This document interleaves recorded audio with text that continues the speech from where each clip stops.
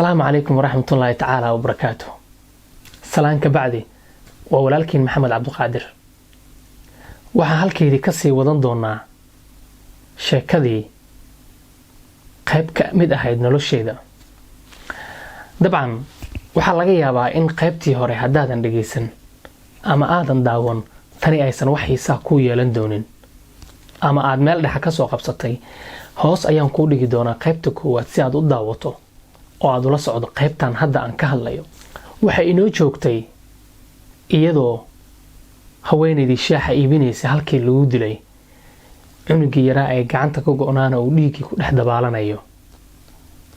naxariis darrada iyo weliba arxan darrada iyo gardarrada lagu dilay hooyadaasi anigu waxaan ku tilmaami karaa oo kaliya musiibada aan maantay dhaxalnay oo ilaa hadda aan ku dhex jirno. niman kale oo hubeysan ay ku baxeen ay soo qabteen ninkii. nimanka hubeysan waxay ku hayb ama beel ahaayeen gabadha ama hooyada ama haweeneyda shaaxa iibinaysay ay la dilay. isla meeshii ninka ku dilay hooyadii shaaxlaha ahayd ayaa la keenay iyadoo aanan waxba laga wareysan waxbana la weydiin. goobtii ayaa isagana lagu dilay oo meydkiisa la dhigay. weliba haweeneydii meydkeeda ayada uu yaalo ayaa isagana la dul dhigay. laakiin waxa aad ku yaab ka badan ayaan aniga iyo idinkuba aad isweydiin doontaan waxay tahay dhiiggii ka baxay haweeneyda iyo dhiiggii ninka ka baxay ayaa waxa ay ku daateen hal goob isugu yimaadeen. waxaan la yaab noqday in labadii dhiig ee halkaasi yaalay midna uusan isbedelin ku dhawaad 5 maalmood oo weliba wuxuu ahaa xinjir iyo qoyaan dhiig ah ma uusan qalalin. kaaga si darane dhiigga ninka la dilay ayaa waxaan la yaab noqotay in gabi ahaantiisba uu noqday mid aad u madow oo qalalay.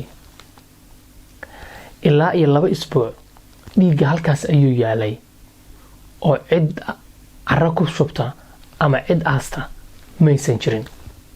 waxaana iigu darneyd xilli aan maalin kale ku soo laabta meeshii oo isla meeshii shaax lagu iibinayay ay fadhiso haweeney kale oo shaax iibinaysa.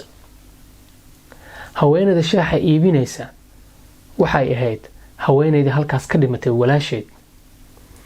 isla meeshiina waxay ku haysaa wiilkii yaraa ay gacanta go'naa oo isla qaabkii isla sidii ayay u fadhisaa. waxa aan la yaabanahay waxay tahay geeridu iyo weliba halka lagu dilay walaalkeen ayaan weli sii fadhinaa.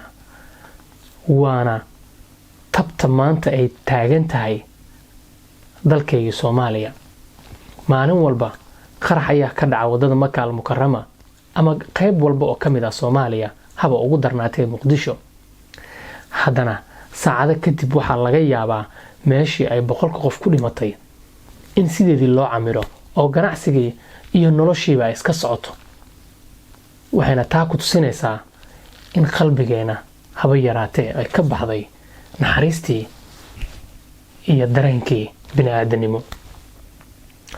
intaa ayaan ku soo gabagabeynayaa qayb ka mid ah sheekadii nolosheeda oo ahayd sheeko ku saabsan mid ka mid ah dhacdooyinkii ugu xanuunka badnaa ee ka dhacay dalkeena Soomaaliya.